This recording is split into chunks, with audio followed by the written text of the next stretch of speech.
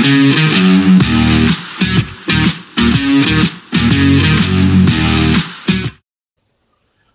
welcome back to the SuperCoach Nuff channel. In this video, in our team by team SuperCoach preview series, we're looking at the Dolphins. And I guess they're projected starting 13 or 17, as well as their SuperCoach relevant options.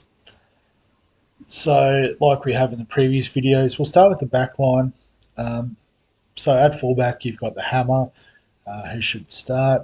Not having the centre wing duel this year probably diminishes his SuperCoach upside a bit, but we know what he's capable of on any given day, and he could be the perfect example of the type of player you would play in your flex, just because he does have that massive upside.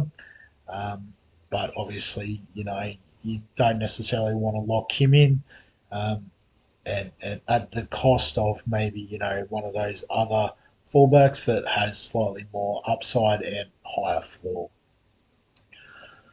Trey Fuller last year proved to be a very valuable backup. Obviously, this year at 6.30 for a what's essentially a fill-in fullback, I don't think he can go near.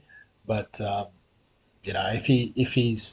if the Hammer's out long term with injury, again, he could be another one that you use as your flex.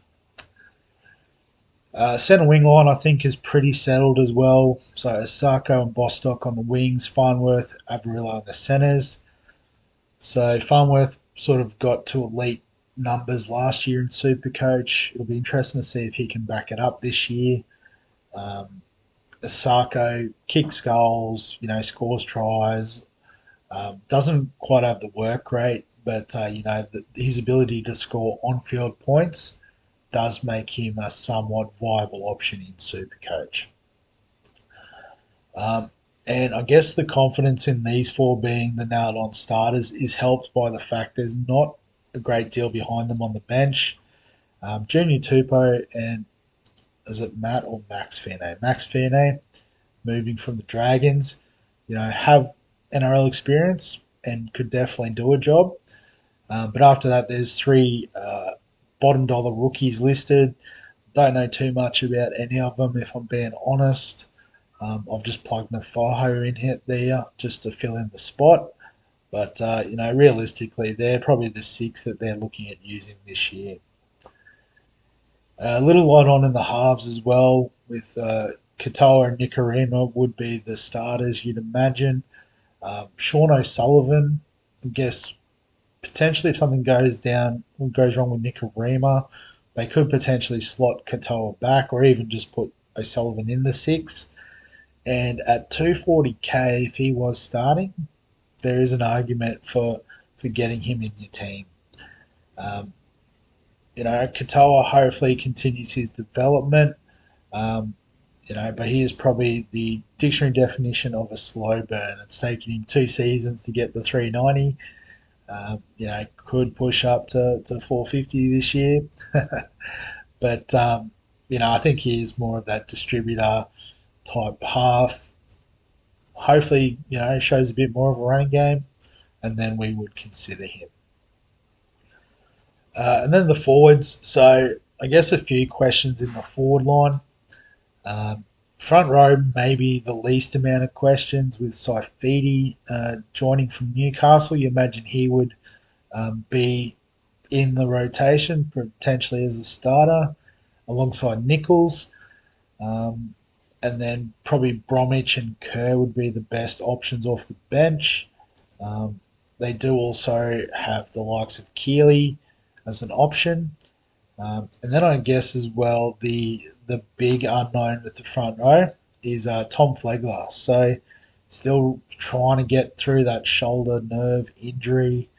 It sounds a bit similar to the one that did Dwyer from the Tigers back in the day, who now works on their staff.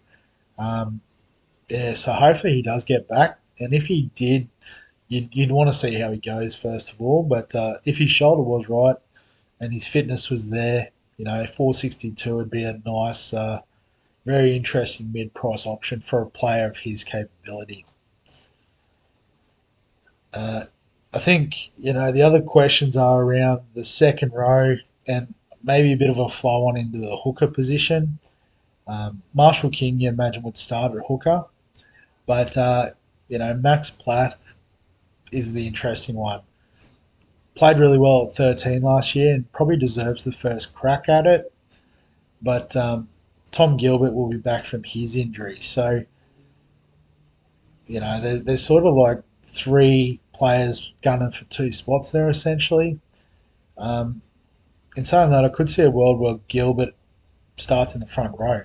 Um, he could start on the edge. I'm hoping Vinny Fuyaki gets the edge and gets the opportunity to sort of show off his potential. Um, maybe even Felice Kafusi sort of takes a bit more of a role in the middle rotation. It could be Gilbert and Vinny Fuyaki. So in that case, can you consider both given they're undervalued? You know, maybe if you don't have any other Dolphins, perhaps. Um, so yeah, and pretty quick one really because I think a lot of it is fairly settled. Like I said, you could play the hammer as a flex type play, um, but I think there is slightly better options. Farnworth, if you like him as a keeper, I understand, but I probably wouldn't start the season with him.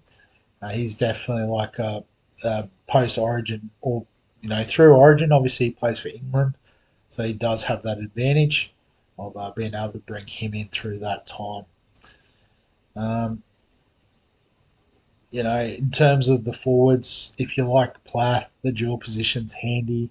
Um, but he does run that risk of being the 14 that comes on after 25 minutes and plays the other 55. But obviously, that then um, eats into his upside. Finny Furuaki, if he gets the start, Tom Gilbert, if he gets a start, would be an interesting option as well. Um, but I guess this season, a lot of it is more just seeing how they go under the new coach, Christian Wolf, who is a good coach. Guess see what he did with Tonga, for example. Um, I think he's been at it for years in the Queensland Cup and then over in England as well. So deserves the opportunity. But we'll wrap the video up there. If you've got any questions, comments, thoughts regarding the Dolphins, feel free to get them below this video. Give us a like if you're enjoying the team by team previews or just NRL Supercoach content in general. Subscribe for all the fantasy sports content on the channel, and other than that, we'll catch you in the next one.